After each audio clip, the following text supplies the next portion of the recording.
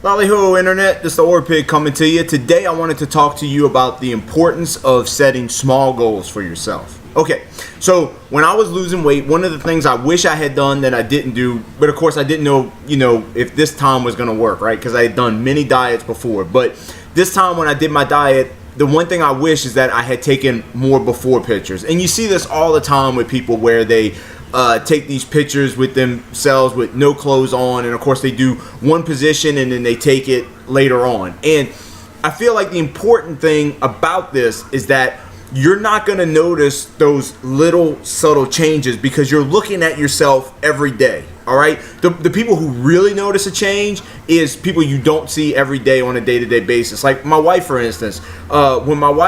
When I started to lose weight, my wife was like, I really don't see it. Like, I know you're losing weight, but I don't really see it. And that's because she sees me every single day. So you don't notice those little changes, and you're not going to see them because every day you're going to be critical of yourself. You're going to be, for me, it was stepping out the shower, and right across the way from me is that mirror, right? And you look at yourself, and there's nothing to hide. There's no clothes on you or nothing. Like, what you got is there, all for the open. And it's just like, ugh. So you want to take that picture because you're not going to see those small changes. But when you're able to take that picture and then maybe take it like a month later, after 30 days, setting that small goal or a week, look at your other picture next to it. And if you look for those small details, you're going to see changes. But remember, this is not something that happens overnight. So I always tell people, when I first set my goal, I was like, I'm going to try intermittent fasting, and I'm going to maintain it for 7 days. 7 days, that's not that hard. In each day, you fight that war. Every calorie is a war. And so each and every day I was setting my goal to do this. And then once a week was done, I was like, I'm going to do another week. And then when I got to 2 weeks, I was like, you know what? I'm going to do it for a month. 1 month. Like, how hard is that? That's not really that hard. But these things take time. And after a month, I noticed that my clothes were a lot looser. And of course I couldn't weigh myself because, like I said, I was over 500 pounds. There was no commercial scale that would accept my weight, right? I step on the scale and it says ERR, error. There was no way for me to know my weight, so I couldn't judge it by that. The only thing I could judge it by was my clothes and just the confidence that what I was doing was going to work. Because at the end of the day, I looked at it the old school way, which it all comes down to. No matter how many studies or science we do, it's all about intaking less calories than what you burn. And I knew as a huge fat guy that I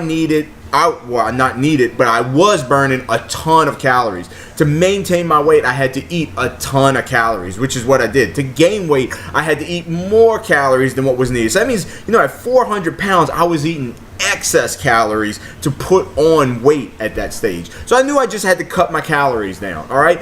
But I noticed changes in my clothes. That's where my changes came from. So if you plan on losing weight and you feel like you're going to stick to it, or even if you're not, take before pictures, okay? Take a bunch of pictures now of yourself so that you can compare them and so that you can look back and be like, wow, I can't believe how big I was. Because that's what I do even today. When we go dig up old pictures of myself so I can post them and stuff, I am like, wow, I cannot believe I let myself go that far. And when I look in the mirror when I step out the shower, it's like, wow, I am 1.5 times the size I was. I mean, I lost 2.5 of myself. I lost 2 normal sized people. I lost 250 pound people. I mean, it's mind boggling. It's incredible. But at the same time, I know that for me, whenever I look in the mirror, I still see the fat Orpig. I still see my fat self. And I guess that's good in a way because I'll never let myself go, but you always see yourself as that fat person. And that might just be me. That might just be my complex. But anyway, moving on. All right. So for me, like I said, the first thing that I was able to notice was clothes. When your clothes start fitting looser, when I could fit a thumb into my pants at the waistline, I knew, hey, I'm losing weight. And then I could get like 2 fingers and turn them sideways. I was like, hey, I'm losing a lot. And then eventually I was like getting my whole hand in there. And then I had to wear a belt. And if I didn't wear a belt, my pants would just fall down. So I knew that I was losing weight just by my clothes. And for guys, listen, it's hard to lose shirt sizes. Oh my goodness, man. I mean, starting out, I was at 5X, right? To drop to 4X, I think I had to lose about 50 pounds or so before I could wear 4X. And then to get to 3X, it was like another 50 pounds. To go from extra large to large, I remember, it took me forever. I think I dropped like 4 pant sizes before I was able to go from extra large to large shirts. And of course now I'm at the stage where guys want to wear extra large, right? Because they want to be big and muscular, which is funny to me because I just want to maintain. I want to have a big physique, but I don't want to be that huge. Or I guess if I was that huge with low body fat, I wouldn't mind. But anyway, the point is, don't be discouraged with your shirt size, guys, okay? Because our shirt sizes vary so much, and it takes forever to come down in that shirt size.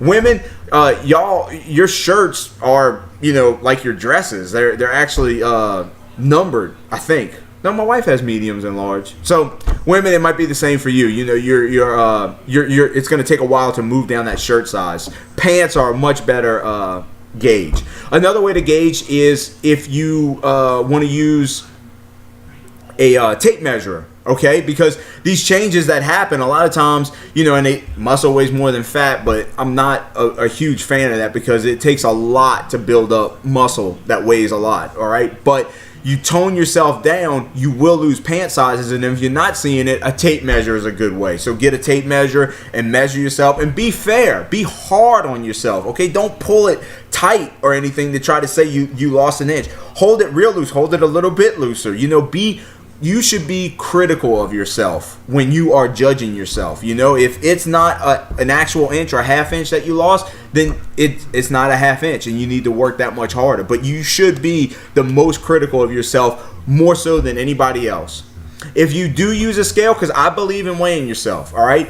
If you do use a scale, you don't want it to be an obsession, and you want to make sure that you weigh yourself the same time every day. You can't compare yourself from when you weigh yourself in the morning and then when you weigh yourself at night. You've done activities, but as well as you've eaten, okay? And regardless of how you feel, because there's all kind of arguments and studies to things like this, and it's a very controversial issue. But at the end of the day, all right, no matter how you feel about it, when you put food in your mouth and you eat it, it doesn't just instantly disappear. That food, however much it weighs by itself, I mean, that's in your stomach. I mean, if you take that food and minus the plate, right? If you just took the food by itself and held it in your hands and stepped on a scale, you think there wouldn't be a difference? I mean, yeah, it's minuscule, but there's a difference, okay? So that food in you, it's going to make a difference on the scale. That when you're in the middle of the day, after you eat, or maybe 2 hours later after you eat, your weight's always going to be different. So I like to weigh myself first thing in the morning. As soon as I wake up, I use the restroom, right? Just to get that little 0.1 out of me. And then I step on the scale. And that's when I weigh myself each and every day to give myself a gauge of where I'm at. Hey, maybe I put on a pound, maybe 2. I mean, sometimes if I have a really bad cheat day, I'll move up the scale 3 to 5 pounds, And that's fine because I'm going to work it off eventually, either in a day or 2. It's going to come back off, and it might be because I ate more sodium and I'm, retaining that water, and I need to drink more water to flush it out, actually, because, so I got to flush that sodium out. So it's going to cause me to weigh more and I'm bloated. But, you can't be so obsessed to where you always want it to move down. It's just a gauge, and you have to give yourself an area, okay? Like if any of y'all shoot or anything like that, and you have an aiming area. You don't have an aiming point, all right? With a rifle, you have an aiming point. With a pistol, you're unsupported. You have an aiming area. I just want to be somewhere in here, and that's how your weight should be. You should just be. I want to be somewhere in this area when I weigh myself, okay? So don't be obsessed with it. Set those small goals each day and try to reach them. Don't try to wake up one day and have lost 100 pounds because that's unrealistic. I'm the Orpig. I hope you enjoyed this video. Make sure you subscribe, like, and I'll see you around. Hey, if you stuck around, thanks. It's time for another What's on My Set List. So today's going to be another country song, and it's going to be Cigarette by Frankie Ballard. Fast, upbeat. I love the way this guy plays guitar, and it helps me to get pumped at the gym.